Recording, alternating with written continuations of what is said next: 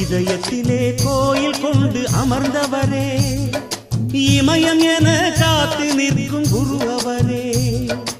இதயத்திலே முப்பிறவி வினையறிந்து அல்லல் போக்கும் அகண்ட பாராயண நிகழ்வு அரணாருடைய நெற்றி கண்களில் இருந்து ஆறடுக்கு தாமரையில் ஆறு தீயின் வடிவமாக காட்சி தரக்கூடிய ஆறுமுகனின் அற்புதமான அருட்காட்சி. அன்பெனும் மலர் தொடுத்து அழகாக மாலை வடித்து அண்ணலின் அற்புதமான காட்சி. அறுகோண சக்கரத்தில் அண்ணலை நினைத்து கற்பூர ஆரத்தி செலுத்தக்கூடிய அற்புதமான நிகழ்வு. அதை தொடர்ந்து வந்திருக்கக்கூடிய அடியார்களுக்கு அறுசுவை விருந்து. அறுசுவை விருந்தென்றால் அது விருந்து மட்டுமல்ல, ஆன்மீக குருவின் அருமருந்து அடியார்களுடைய திருக்கரங்களினாலே அன்புடன் செய்யப்படுகிறது. பெற்றோருக்குத்தான் தெரியுமாம் பிள்ளையினுடைய அதிகாரம், வளர்த்தோருக்குத்தான் தெரியுமான் வல்லரின் பெருமை. அந்த அற்புதமான வார்த்தைக்கு ஏற்றார் போலே வந்திருக்கக்கூடிய அடியார் பெருமக்களை தன்னுடைய குழந்தைகளாகவே பாதித்து அருட்கருணை புரிகின்றார். இதோ நீங்கள் கண்டு கொண்டிருக்கக்கூடிய நிகழ்வு அடியார் பெருமக்களுக்கு தேநீர் வழங்கி கொண்டிருக்கின்றார். அதை தொடர்ந்து நம்முடைய ஆசிரமத்தில் ஒழுக்க விதிமுறைகளை கடைபிடித்து ஒருவர் என்று ஒருவராக அன்னம் பெற்றுக் கொண்டு கடை கோடி ஆன்மீக அன்பர்கள் கூட அனைத்து அமுதமும் எந்த ஒரு எதிர்பார்ப்பும் இன்றி மனதளவில் மகிழ்ச்சியுடன் வழங்கப்படுகிறது. இதோ நீங்கள் ஆவலுடன் எதிர்பார்த்து கொண்டிருக்கக்கூடிய ஆன்மீக குருவின் அருளுரை. இந்த நல்ல வேலையிலே அடிய நம்பிக்கைக்கும் பக்திக்கும் பாத்திரமாக்கி பல பயனை முருகனும் பாம்பன் சுவாமிகளும் அடியேன் ஆசியும் கூடி அனுபவித்துக் கொண்டிருக்கக்கூடிய அன்பார்ந்த கடவுளாகிய அத்துறைகளுக்கும் குருவர்களோடும் முருகனர்களோடும் அடியேனர்களோடும் நல்லதையெல்லாம் உரைத்தாகட்டும். எல்லாரும் சாப்பிட்டாச்சா? சாப்பிட்டாச்சு. நல்லா சாப்பிட்டீங்களா? சூப்பர். அதுக்கு முன்னாடி நம்மெல்லாம் இன்னைக்கு பரப்பளவுல பெருமளவுல நிம்மதியா தூங்குறோம்னா, நம்ம நிம்மதியா தூங்குறோம் இன்னைக்கு என்ன ஒரே காரணம் என்ன தெரியுமா? அந்த காஷ்மீர்ல அத்தனை குடும்பமும் அவன் குடும்பத்தை விட்டு, பிள்ளை குட்டிகளை விட்டு, அப்பாவை விட்டு, அம்மாவை விட்டு தியாகம் பண்ணணுங்கிற மனப்பான்மையோட போய் நின்னா பாருங்க. அவன் தான் முருகன், சிவன், கடவுள். நமக்கு கண்டிப்பான கடவுள். அவங்க தூங்கிட்டாங்க, நம்ம நேரடியா கடவுள் வந்து வேலை வச்சுக்கிட்டோம் நிக்க போறது இல்லை.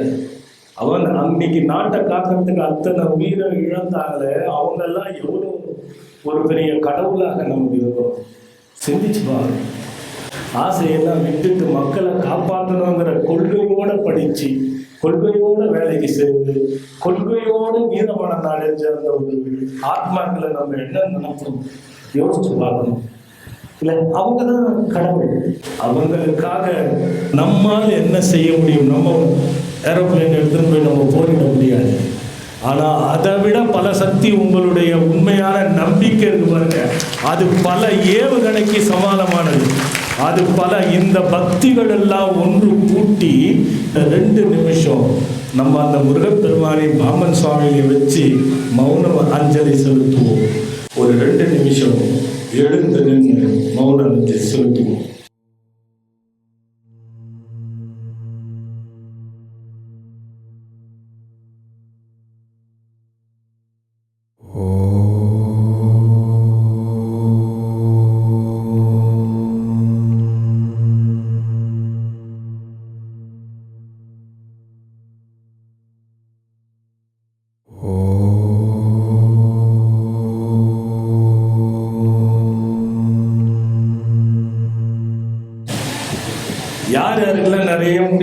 இது வயசானாங்க அவங்களே இருந்து கை தூக்குறாரு. இளநரை வந்து நிறைய பேர் இணையதளத்துல கேட்டுக்கிறீங்க, நிறைய பேருக்கு இந்த பிரச்சனை இருக்குது இல்ல. இளநரைக்கு மருந்து சொல்லுங்க சாமி, இன்னைக்கு மருந்து சொல்லலான்னு பாக்குறேன், என்ன சொல்றீங்க? ரொம்ப சிம்பிள், ஆனா மிகப்பெரிய வேலையை செய்வது, மிகப்பெரிய வேலையை செய்யும். யாருக்கு ஒன்னாலும் கொடுங்க, பாவம் நிறைய பேர் அந்த மாதிரி இருக்கிறாங்க இல்ல. சரி, கரிய போலம் எழுதிக்கணும். கரிய போலம், கரிய போலம், கரிய போலம் நாட்டு மருந்து கடையில் நீங்க வந்து. அப்புறமா நெல்லிக்காய், முள் நெல்லிக்காய், அது கொட்டையை எடுத்து போட்டுட்டு சாறு எடுத்துக்கணும். இது கரிய போல சில நேரத்தில் காஞ்சி இருந்ததுன்னா அதுல ஊற வச்சு நெல்லிக்காய் சாறுல ஊற வச்சு அரைச்சிக்கணும். அரைச்சி அதை பத்து போட்டுக்கணும். தாடியில போடலாம், மீசில போடலாம், முடியில போடலாம், எங்க வேணாலும் போட்டுக்கலாம். தாடியில கூட நல்லா போட்டு பூசிக்கலாம். தொடர்ந்து காலைல மாலைல 2 வேளை போட்டுவாங்க, ஒரே வேளை கூட போட்டுவாங்க, நரமுடி மாறிடும். அதே மாதிரி நிறைய பேர் என்ன பண்றீங்க, மருதாணி எடுத்து பூசிக்குவீங்க. சம்படம் எண்ணெய் கிடையாது, வெறும் நெல்லிக்காய் சாரோட அதை அரைச்சி அப்படியே 10 மாதிரி போட்டு பண்ணித்தான். அப்போ எண்ணெய் கிடையாது. அந்த கரிய போலும் நெல்லிக்காய் சாறு அதை அரைச்சி மேலே போட்டீங்கன்னா நிறை முடி மாறிடும். செம்பட்ட முடி பாருங்க, மருதாணி தடவி செம்பட்ட முடி நிறைய பேருக்கு அந்த செம்பட்ட முடியும் மாறிடும், கருப்பாயிடும். கோல்டு ஆகாது, கோல்டு ஆகுதுன்னே பூசினா கோல்டு ஆகும். எல்லா மருந்துமே நம்ம மாத்திரை சாப்பிட்றோம்ல, நோய் போயிடுச்சுன்னு மாத்திரை போட்டோம்னா நோய் போயிடும், போகுமானு போட்டோம்னா போவாது. அவன் டாக்டர் குழம்பிடுவான், என்னன்னா இது என்னென்னவோ பண்ணுற நோய் இந்த அம்மாவுக்கு போக மாட்டேது, காட்ட மனசுல தான் நோய் பிடிச்சிட்டு. அதான் விஷயம், புரிஞ்சுக்கிட்டீங்களா? பாருங்க, இயற்கையை நோண்டினோம்னா அது நம்மள வேலை பார்க்கும். எதுவுமே அதுக்கு வந்து இயற்கையை நம்ம வந்து நோண்டவே கூடாது. நம்மளாம் கூட சரி, இயற்கையை எவ்வளோ பாதுகாக்கிறோமோ அது நம்மளை பாதுகாக்கும். இயற்கையை எவ்வளோ அழிக்கிறோமோ அது நம்மளை அழிக்க பார்க்கும். அதில் ஒன்றும் மாற்றுக்கிறதே கிடையாது. இயற்கைக்கு அதுதான் சக்தி, அதை பற்றி சொல்கிறேன் சரியா? ஆனவர்களுக்கு என்ன கஷ்டம் பாருங்க, உட்காந்து கேட்குறேன், உங்களுக்குலாம் என்ன கவலைன்னு கேட்குறேன், சொல்ல தெரிந்தா உங்களுக்கு.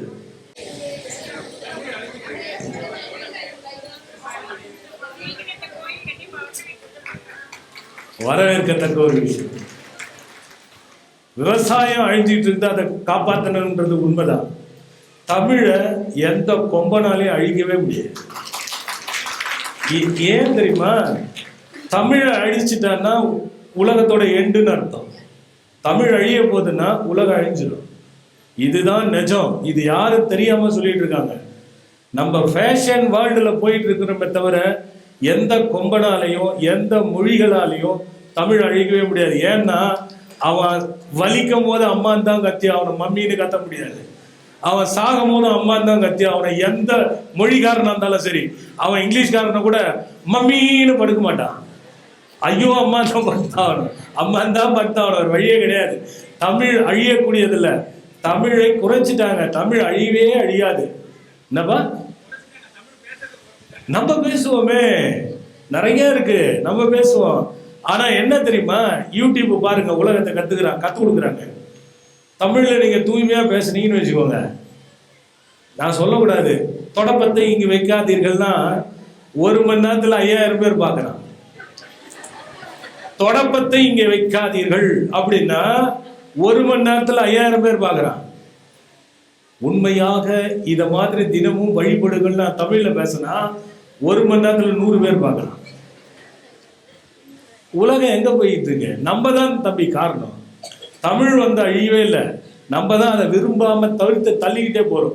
யூடியூப்ல பாத்துங்க, கதை அழகுறாங்க, அதெல்லாம் இட்டு என்னதான் தெரிஞ்சுக்கிறாங்கன்னு எனக்கு ஒண்ணுமே புரியல.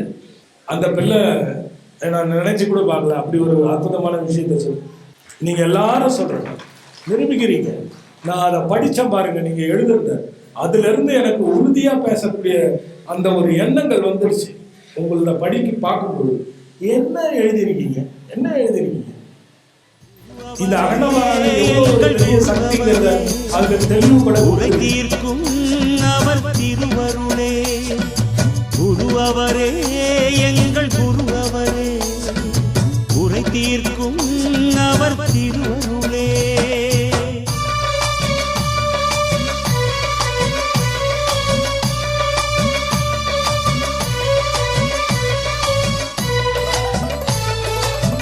குழந்தைக்காக சாமிஜி நான் ஃபோன் பண்ணி பேசினேன். சாமிஜி வந்து முருகருக்கு விளக்கு ஏற்றுமா அப்படின்னு சொன்னாங்க. நான் ஒரு டைம் ஏற்றினேன், அப்புறம் தடங்களாயிடுச்சு, ஏற்ற முடியல. 2வது டைம் ஏற்றின தடங்களாயிடுச்சு. சாமிஜி சொன்னாங்களே நம்மளால செய்ய முடியலன்னு சொல்லிட்டு நான் அழுதுகிட்டே இருந்தேன். அப்போ சாமிஜி கனவுல உனக்கு இந்த வருஷம் குழந்தை பிறந்ததுமா, நீ கஷ்டப்படாதம்மா அப்படின்னு சொன்னாரு. அவர் சொன்ன மாதிரியே எனக்கு 2018 குழந்தை நின்றுச்சு. நான் வந்து உங்களோட மந்திரத்தை கேட்டு நீங்களை கேட்டுதான் எனக்கு இந்த குழந்தை நின்றுச்சு. அதுக்கப்புறம் வந்து நீங்க சொன்ன மந்திரத்தை கேட்டுதான் நான் வந்து பிரசவத்துக்கெல்லாம் போனேன். அப்ப வந்து எனக்கு சிசேரியன் தான் பண்ணுவேன்னு சொன்னாங்க. ஆனா நான் உங்க மேல வச்சிருந்த நம்பிக்கை மந்திரத்தை கேட்டதுனால எனக்கு நார்மல் டெலிவரி தான் வச்சு சொன்னிச்சு. எந்த குருவருளும் இல்லை என்றால் எதுவும் இல்லை, உலகில் எதுவும் இல்லை. குரு அவரே எங்கள் குரு அவரே உரை தீர்க்கும் அவர் திருவருளே குரு அவரே எங்கள் குரு அவரே உரை தீர்க்கும் அவர் திருவருளே இதயத்திலே கோயில் கொண்டு அமர்ந்தவரே